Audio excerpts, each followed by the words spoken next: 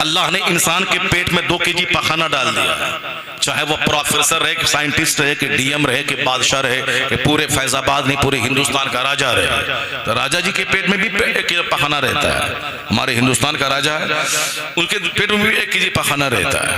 वो अमेरिका जाते हैं, मीटिंग में अटेंड करते हैं, जब वॉशरूम हो लगता है तो जाते हैं वॉशरूम में वहाँ कोई पुलिस नहीं जाती है, कोई चपरासी नहीं जाता है, वो अकेले अपने हाथ से अपना पखाना धोना पड़ता है। कभी तन्हाई में बैठ के गौर कीजिए कि आदमी चेहरा खूबसूरत है, लिबास खूबसूरत है, जूता खूबसूरत है, मकान खूबसूरत है, वॉशरूम में मार्बल ग्रेनाइट सब लगा हुआ है, लेकिन अपने पेट का पखाना जब निकलता है तो उसको कोई नौकर नहीं धोता है, हर आदमी को अपने हाथ से धोना पड़ता है। तो जो काम भंगी करता है वही काम राजा भी कर रहा है।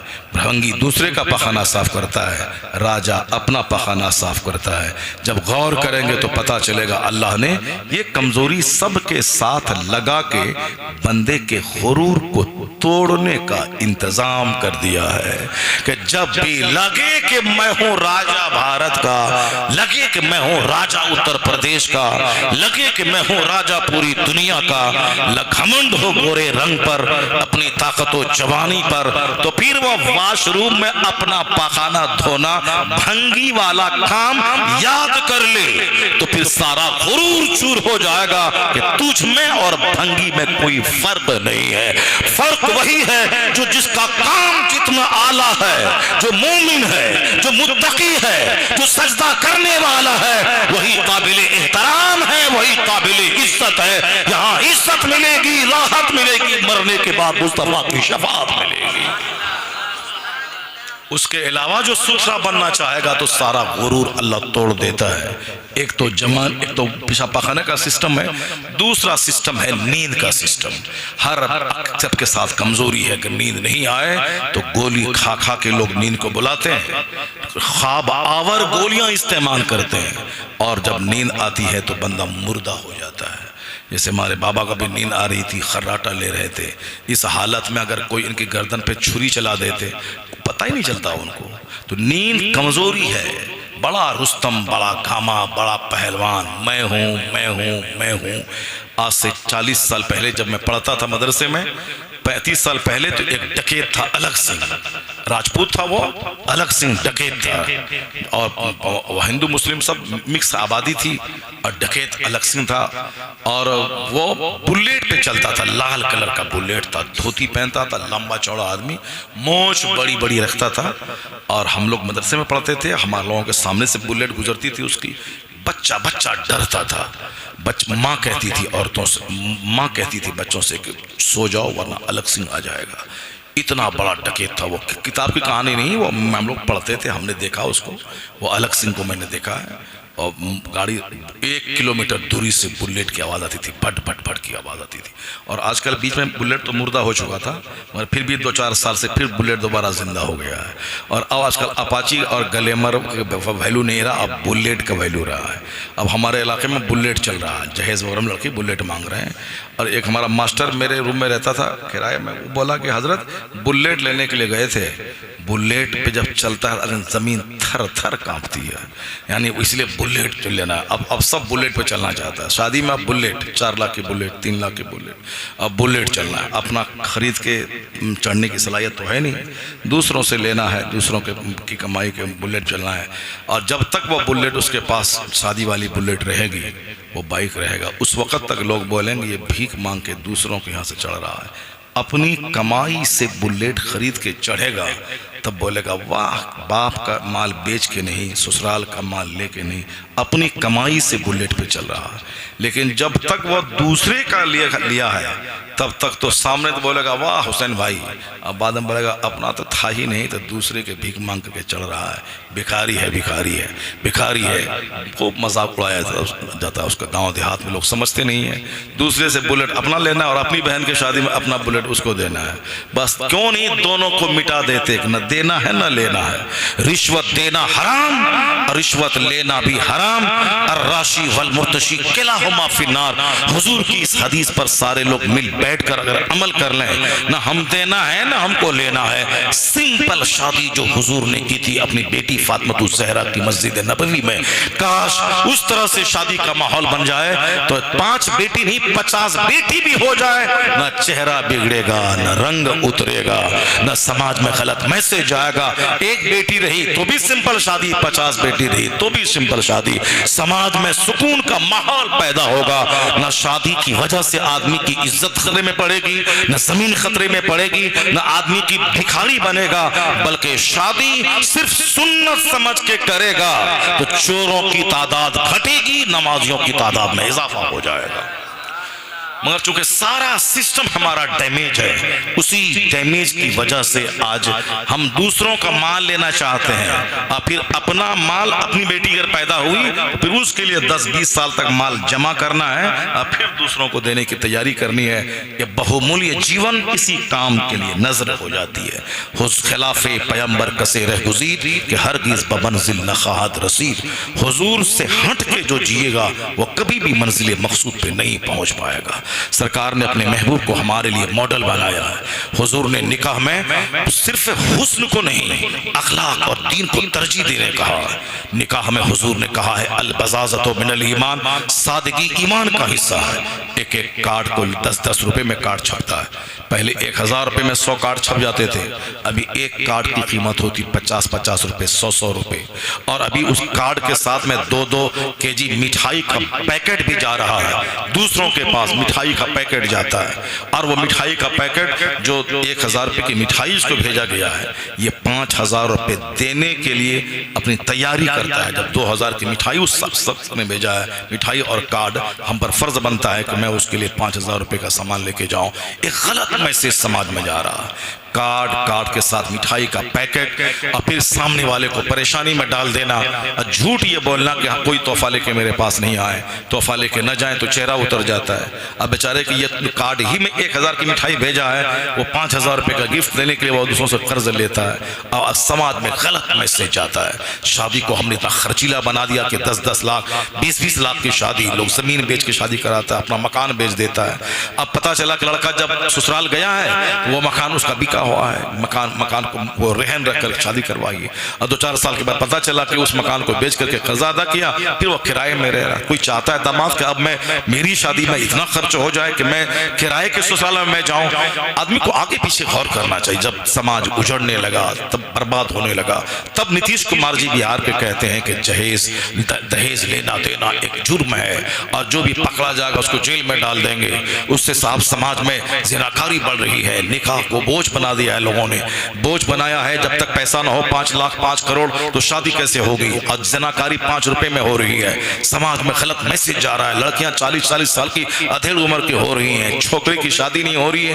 वो तवाइफ के कोठे पे हर महीने में 5 दिन जा रहा है और शादी अब चाहे 20 साल लेट हो उससे क्या फर्क पड़ने वाला है, सारा काम उसका हो रहा है। माँ बाप मुजरिम है, समाज मुजरिम है, जिसकी वजह से ज़िना आसान और शादी मुश्किल हो गई।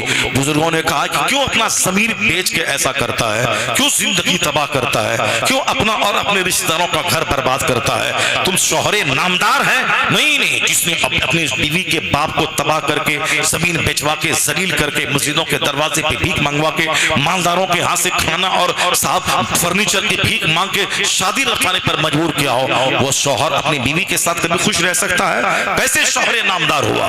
जिस घर में तू रहता है वो उस घर का फर्नीचर तुम्हारी गरीब बीवी लाई है। जिस घर में जिस गिलास में तू पानी पीता है वो गिलास भी तुम्हारी बीवी लाई है। जिस चाय की प्याली में तू चाय पीता है वो चाय की प्याली भी वो तुम्हारी गरीब बीवी का बाप उसको खरीद के दिया है। जिस घर में तू रहता है साहब फर्नीचर है, बेडशीट है, सोफा है, गद्दा है, सब वो गरीब बेटी अपने बाप के यहाँ से लाई है। सब फर्नीचर ससुराल वाले का, चाय की प्याली ससुराल वाले की, यहाँ तक के पाँव पोछने वाला पापे ससुराल वाले का, और जिस गाड़ी बाइक पे चलता है वो ससुराल वाले का, हाथ में जो घड़ी है वो ससुराल वाले ने दिया है, बदन बदन में जो 3 पीस पैंट शर्ट है वो ससुराल वाले ने दिया है। तुम कौन शोहरे नामदार हो गया?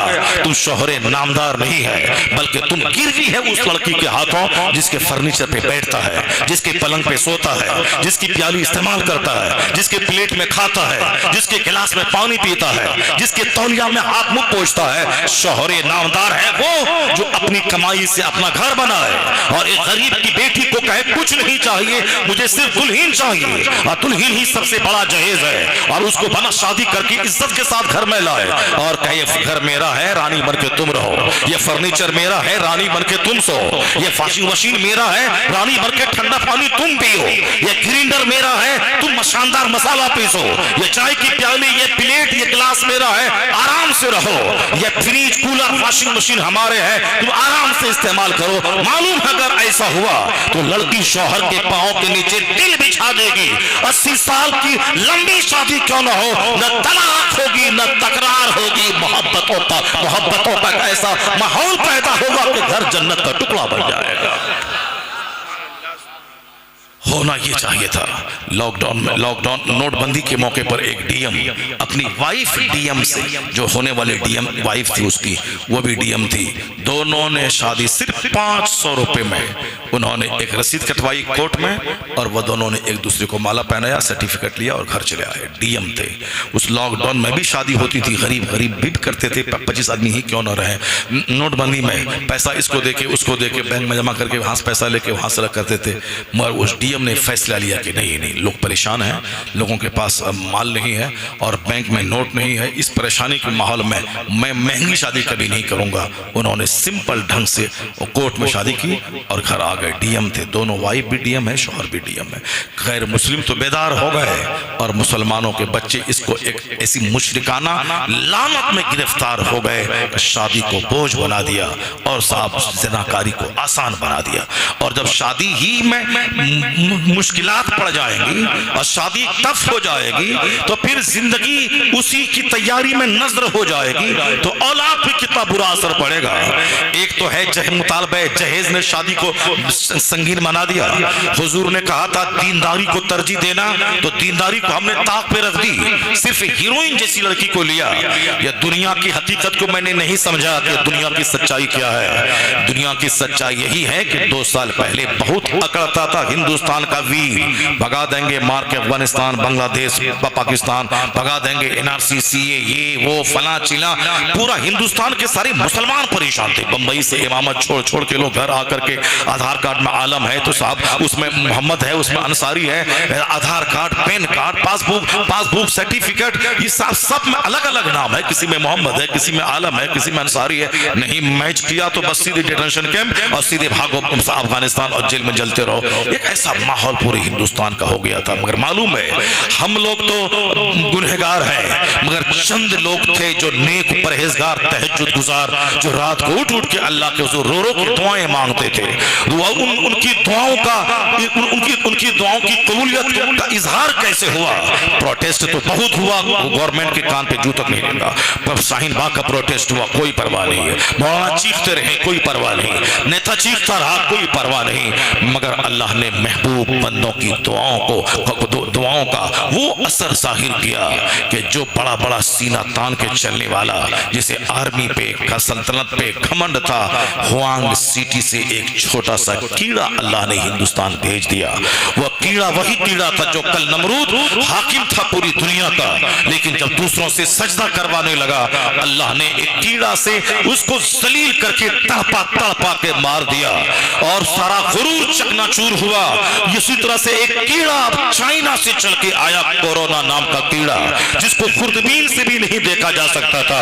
उस कीड़े ने वो तहलका मचाया कि साहब आर्मी सकते में पड़ गई, फौज की हिम्मत जवाब दे चुकी। खुद जो फौज लड़ रही उस कीड़ा से कैसे, खुद फौजी उससे ग्रस्त होने लगे, कोरोना से ग्रस्त होने लगे, सांस लेने में दिक्कत होने लगी, वेंटिलेशन पे गए, मर गए। क्या फौजी, क्या नेता, क्या डीएम, क्या एसपी, क्या जमींदार, क्या गरीब, यानी ऐसा हंगामा बपा हुआ कि भूल गए एनआरसीसीए लोग।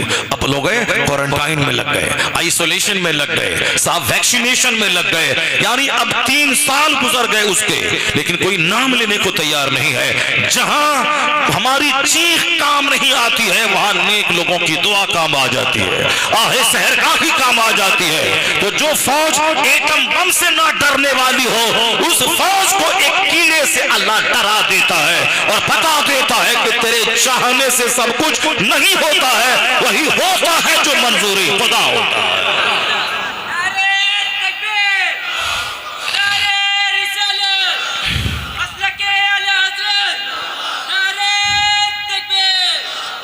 एक कौम मुस्लिम, जब अल्लाह तेरे साथ है तो फिर तुम्हें मस्जिदों को नहीं उजाड़ना चाहिए। जब अल्लाह संकट में तेरा काम आता है, जहां 40 करोड़ मिल करके कुछ नहीं बिगाड़ सकते थे, वहां अल्लाह ने नेक लोगों की दुआओं से ऐसा दिन दिया कि आज तुम इज्जत के साथ रह रहे हो। आज जलसे जुलूस हो रहे हैं, मदरसे कायम हो रहे हैं, मस्जिदें बन रही हैं। पूरी दूसरे ममालिक के मुकाबले में हिंदुस्तान की सरजमीन पे हम चैन से रहते हैं। ये हमारा मुल्क, हमारे बाप दादाओं का सींचा हुआ मुल्क, सरकार ख्वाजा गरीब नवाज का मुल्क, जहाँ मस्जिदें बनाओ कोई परमिशन की कोई ज़रूरत नहीं, मदरसा बनाओ कोई परमिशन की कोई ज़रूरत नहीं है। साहब आज अभी भी आज की रिपोर्ट आई हमारे इलाके में, एक साहब डॉक्टर मौलाना हैं, डॉक्टर भी हैं, और उन्होंने एक दूसरे 2-4 सेठ लोगों के मदद से 100 एकड़ जमीन पे एक शानदार यूनिवर्सिटी का प्लान बन रहा है, मिट्टी भराई जा रही है, सब काम हो रहा है, सब होता है। रजिस्ट्रेशन करवा लो, कोर्ट से ट्रस्ट बना लो, आराम से मदरसा चलाओ, मस्जिद बनाओ, अपना कॉलेज खोलो, इंजीनियरिंग कॉलेज खोलो। जो मुसलमान जो मालदार किस्म के लोग हैं, जब गैर मुस्लिम कॉलेजों में हिजाब का मसला खड़ा है तो अब मुसलमान फैसला कर रहे हैं कि अब मुझे अपना कॉलेज खोलना है। सिर्फ रजिस्ट्रेशन गवर्नमेंट से ले ले और ये परमिशन हिंदुस्तान के आइन में ये लिखा हुआ है कि कॉलेज बना सकता है।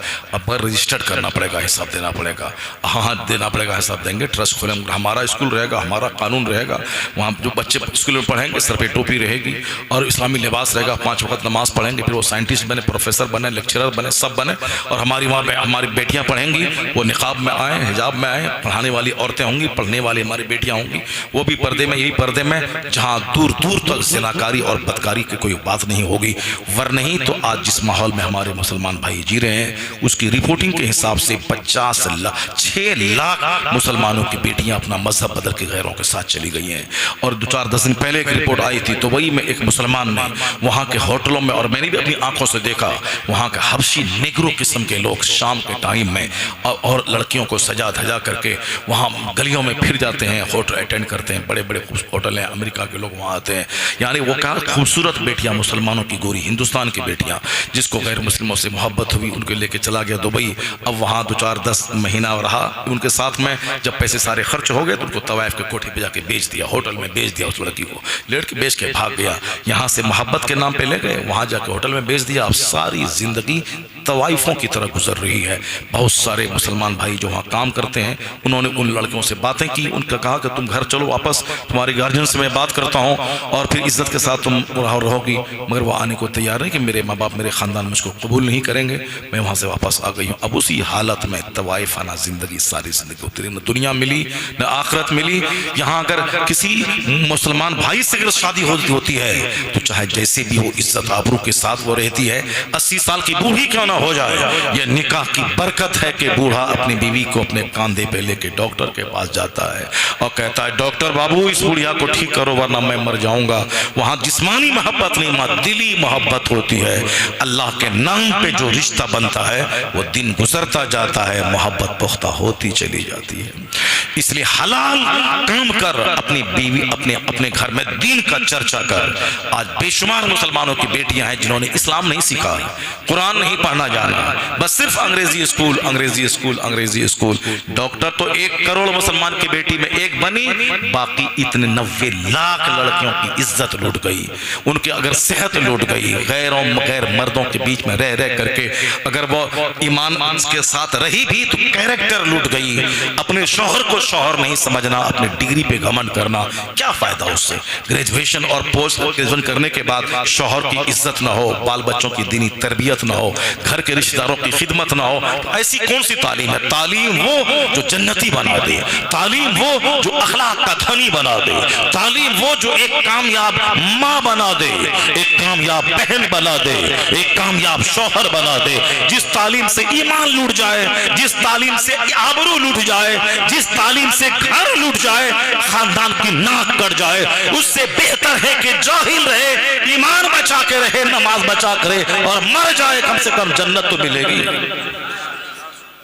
वो तालीम कौन सी तालीम है? आईए बीए एमए, उसे जमीन के नीचे दफन कर दो उस आईए बीए एमए को, जो आईए बीए एमए तेरा ईमान लूट ले, जो आईए बीए एमए जो तेरी बेटी को काफिरों के साथ भागने पर मजबूर कर दे, जो आईए बीए एमए उसे मुर्तद बना दे।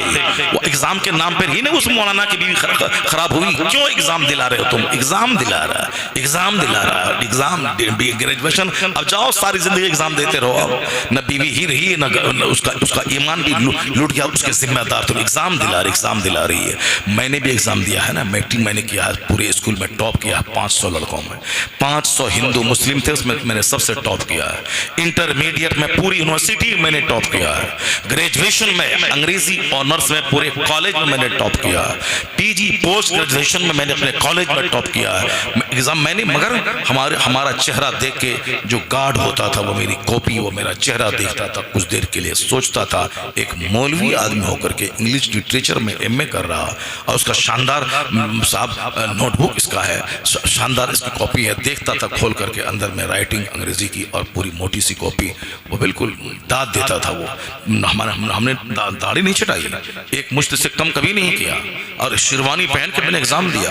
अभी तो बहुत सारे बच्चे मदरसे के स्कूल कॉलेज में गए, पैंट शर्ट पहना, दाढ़ी मुंडा दी, टोपी फेंक दिया, बस चले गए। असल तरबियत, माँ बाप की तरबियत का बड़ा असर है। हमारे घर में तो एक बच्चा, हम चाहे वो मेरी पैदाइश थी या मेरी बहन की पैदाइश थी, मेरी माँ का बयान है कि मगरिब की नमाज में पढ़ी हूँ, मगरिब की नमाज के बाद मुझको दर्द सा महसूस हुआ है, थोड़ी बेचैनी पैदा हुई, उसके बाद बच्चा तवल्लुद हो गया। मगरिब की नमाज अदा करने के बाद दर्द हुआ और बच्चा तवल्लुद हो गया। जब साहब माँ और बाप अच्छे होते हैं तो औलाद अच्छी होती है। इसलिए और समाज में आप ऐसी तालीम को फरोग ना दें जिस तालीम के हुसूल के बाद बच्चों की आदत बिगड़ जाए, जिस तालीम के बाद बच्चे बिगड़ जाएं।